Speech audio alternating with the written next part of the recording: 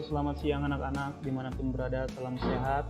Kembali bersama Mr. Tio yang akan membimbing kalian dalam pelajaran bahasa Indonesia. Nah, minggu lalu kita telah mempelajari menyimpulkan unsur-unsur cerpen. Sekarang kita masuk ke materi menelaah struktur isi dan ciri bahasa teks cerpen. Nah, bagaimana struktur isi teks cerpen? Ini dia, ada bagian-bagiannya struktur isi teks cerpen. Ada judul, perkenalan, komplikasi, ada klimaks, ada penyelesaian, amanat. Nah, jadi keenam ya, struktur ini juga punya arti masing-masing ya. Kalau judul sudah tidak asing lagi, kalian pasti sudah tahu, menggambarkan keseluruhan isi cerpen. Nah, itulah judul, bagian awal biasanya terpampang di atas. Perkenalan, nah, memperkenalkan pelaku yang ada di dalam cerpen tersebut, tokohnya. Komplikasi itu mulai munculnya konflik. Nah, klimaks, puncak konflik. Nah, disitulah mulai panas ya. Penyelesaian, bagaimana itu setelah konflik terpecahkan dan menemui penyelesaiannya, menemui titik akhir gitu. Amanat adalah pesan moral pengarang terhadap konflik yang terjadi. Nah, kita masuki lebih dalam lagi. Gambaran struktur isi teks cerpennya ya, saya rangkum, saya singkat. Nah, ini menjadi 5 bagian. Yang pertama perkenalan, atau nama lainnya orientasi, komplikasi, awal konfliknya, klimaks, puncak konflik, penyelesaian itu resolusi, dan koda, bagian akhir. Nah, koda itu bagaimana bisa bagian akhirnya sedih, bisa bagian akhirnya juga bahagia endingnya. Oke. Perkenalan, kita bahas satu persatu. Mencakup pengenalan tokoh dan settingnya. Bisa juga dijelaskan di awal-awalnya bagaimana gambaran suasananya, bagaimana gambaran waktunya, atau bagaimana juga tempat lokasi ya dalam cerita tersebut. Ini contohnya. Nah, P adalah nama panggilanku, nama panjangku adalah Veranda. Bapak yang memberiku nama Veranda. Aku mempunyai seorang ibu yang sangat baik. Aku juga mempunyai seorang adik lelaki yang baik, walaupun ia terkadang mengesalkan. Nah, di sini perkenalannya, orientasinya, nama tokoh P ya, atau Veranda. Nah, dia memperjelas lagi bagaimana keadaannya yang diberikan namanya oleh si bapak, menjelaskan lagi si tokoh lainnya, ibu ya, baik katanya ibunya. Nah, itu. Dan ada juga setting atau bagian suasana. Nah, iya, maksudnya adik lelakinya mengesalkan. Nah, jadi dia suasananya geram gitu sama adiknya. Oke, itu perkenalan. Komplikasi. Nah, kalau komplikasi kan biasanya mungkin kalian dengar di bidang biologi gitu ya, penyakit komplikasi. Nah, itu mulai mau parah itu. Maksudnya kalau dalam bahasa Indonesia, mulai konflik muncul. Bagaimana pelaku dalam cerita bereaksi terhadap konflik.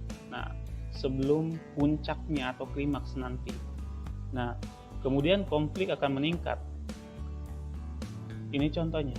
Aku bersyukur karena diberi keluarga yang harmonis dan serba kecukupan. Namun, kondisi menjadi berbalik ketika rekan kerja Bapak mengkhianati Bapak. Seluruh aset perusahaan dan harta pribadi keluarga kami berhasil direbutnya. Kondisi ini membuat aku dan keluarga harus pindah ke desa, di rumah peninggalan kakek. Rumahnya kecil, kalau hujan sering bocor, letaknya di tengah sawah. Hampir tidak ada yang bisa dibanggakan dari rumah peninggalan kakek. Nah, jadi di sini dijelaskan bagaimana mulai masalah ya, bagaimana itu si bapak dikhianati oleh teman kerjanya. Nah, itu udah mulai mau masuk ke puncak ya. Ini mulai masalah ada gitu. Jadi gara-gara temannya si bapak itu, rekan kerjanya, keluarganya jadi pulang kampung di rumah kakek. Nah, inilah konflik mulai meningkat. Nah, bukan seorang bapak namanya kalau putus asa di tengah kondisi, bapak selalu menghibur, mengayomi ya, di tengah kondisi kami yang sangat jauh berbeda dengan yang dulu. Bapak selalu tersenyum dan mengatakan bahwa bapak akan berusaha mengembalikan kehidupan kami seperti dulu. Bapak selalu kelihatan tegar dan penuh semangat. Nah, di sini konflik mulai meningkat. Lanjut ke bagian klimaks. Klimaks ini puncak masalahnya, konflik. Nah, di sini adalah biasa bagian yang seru di dalam sebuah cerpen ya. Oke, contohnya, bapak sangat marah ketika ia tahu telah ditipu oleh temannya. Tangannya terlihat memukul dinding. Aku tak sengaja melihat ayah dan mencoba bertanya, "Ada apa ya?" Ia pun mendekat aku dan menjawab, "Ayah tidak apa-apa, Nak." Nah, di sini ada penekanan kata-kata yang menunjukkan klimaks. Bapak sangat marah. Sangat marah itu bagaimana dia puncaknya emosional dia terhadap teman kerja yang menipu. Nah, dia marah dengan melampiaskan memukul dinding. Nah, dia di situ walaupun tidak langsung berhadapan dengan orang, tapi ada objeknya yaitu dinding dia lampiaskan. Nah, itu udah bagian klimaks. Selanjutnya, penyelesaian atau resolusi. Nah, setelah terjadi konflik ya dan menemukan penyelesaiannya, proses menuju akhir cerita, resolusi, ditemukan solusi. Contoh, bapak memulai lagi usahanya. Setiap hari bapak berangkat sangat pagi dan pulang larut malam. Semua itu bapak lakukan untuk menepati janjinya kepada kami untuk mengembalikan kehidupan kami seperti dulu. Hasil memang tidak mengkhianati usaha. Perlahan bapak mampu mengembalikan apa yang pernah hilang. Nah, di sini ada penyelesaiannya. Bagaimana perjuangan si bapak ya? Dia berangkat pagi, pulang malam. Nah, dan dia juga itu berusaha mengembalikan apa yang pernah hilang.